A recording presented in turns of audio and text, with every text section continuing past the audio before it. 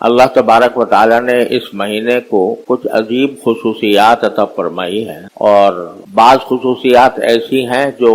کچھ عبادتوں کے لیے مخصوص ہیں۔ وہ عبادتیں اسی مہینے میں ادا کی جا سکتی ہیں، کسی اور سال کے کسی اور دن میں نہیں کی جاتی۔ مثلا حج ہے، حج صرف اسی مہینے میں ہو سکتا ہے اور معین تاریخ میں ہو سکتا ہے۔ عرفات کا میدان آج بھی کھلا ہوا ہے اور سارے سال کھلا رہتا ہے، لیکن کسی اور دن آدمی جائے عرفات کے میدان میں تو اس کی کوئی فضیلت نہیں۔ جانا سیاحت کے لیے، سیر کے لیے چلا جائے، زیارت کے لیے چلا جائے کہ بھئی یہاں پر حج ہوتا ہے اس لیے چلا جائے تو ممنوع بھی نہیں ہے، لیکن کوئی فضیلت بھی نہیں۔ فضیلت اسی وقت ہے جب حج کے طریقے پر 9 ذوالحجہ کو وہاں پر قیام کرے، دن وہاں پر گزارے، اور دنوں میں کچھ فضیلت نہیں۔ اسی طرح قربانی ہے، قربانی اللہ تعالیٰ نے ان 3 دنوں کے ساتھ مخصوص کی ہے، 10 ذوالحجہ، 11 ذوالحجہ، 12 ذوالحجہ۔ ان 3 دنوں میں قربانی ہو سکتی ہے، سال کے کسی اور دن قربانی کی عبادت جو پچھلی امتیں گزری ہیں ان میں قربانی کے بہت دن ہوا کرتے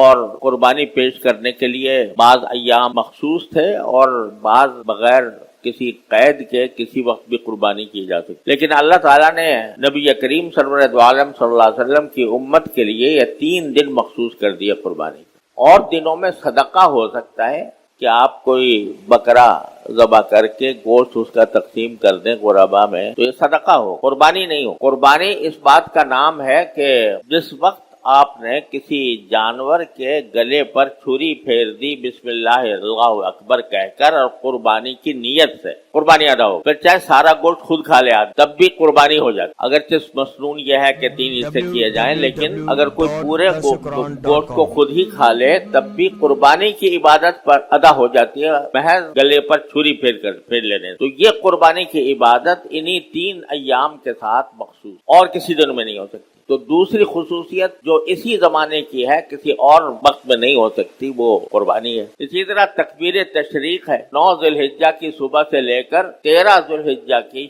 عصر تک ہر نماز کے بعد بلند آواز سے اللہ اکبر لا الہ الا اللہ اللہ اکبر وللہ الحمد، یہ تکبیر تشریق واجب ہے اور دنوں میں نہیں ہے۔ تو یہ اللہ تعالیٰ نے ان دنوں کو کچھ ایسی عبادتوں کے لیے مخصوص فرمایا ہے جو اور سال میں کسی اور دن نہیں ہوتا، اور اس میں در حقیقت جو حکمت پنہاں ہے وہ یہ ہے کہ کسی بھی دن میں یا کسی بھی عمل میں اپنی ذات میں کوئی تقدس نہیں، کسی جگہ میں اپنی ذات میں کوئی تقدس پیدا ہوتا ہے اللہ تبارک و تعالیٰ کے حکم سے۔ جیسے میں نے مثال دی، عرفات میدان آج بھی پڑا ہوا ہے، کوئی آدمی جائے اور جا کر وہاں رات بھی گزار لے، دن بھی گزار لے، کوئی فضیلت حاصل کیوں؟ اس لیے کہ اللہ تعالیٰ نے آج حکم نہیں دیا ہے، 9 ذوالحجہ کو حکم دیا ہے، لہذا 9 ذوالحجہ میں اتنی بڑی فضیلت ہو گئی کہ عرفات کے میدان میں آدمی کھڑا ہو کر عبادت کرے، بلکہ یہ فقہاء کرام نے لکھا ہے کہ اگر کوئی آدمی حج کا احرام باندھے ہوئے ہو اور حج کی نیت سے عرفات سے سوتا ہوا بھی گزر جائے حج ہو جائے گا، سوتا ہوا بھی گزر جائے حج ہو جائے۔ کیوں؟ اس لیے کہ اللہ تبارک و تعالیٰ نے اس خاص دن میں اس خاص میدان کی یہ فضیلت قرار دے دی ہے، اس کا حکم ہے کہ یہاں سے یہاں آنا ہے، یہاں ٹھہرنا ہے یا گزرنا ہے۔ تو اس خاص جگہ اور خاص وقت کو چونکہ اللہ تبارک و تعالیٰ کا حکم ہے کہ اس میں وقوف کرنا ہے، تو اس میں فضیلت پیدا ہو گئی، اس کا اتنا بڑا اجر و ثواب ہو گیا، وہ گناہوں کی مغفرت کا ذریعہ بن گیا، دعائیں قبول ہونے کا ذریعہ بن گیا، اور سارے سال کسی دن بھی جاؤ کچھ بھی نہیں۔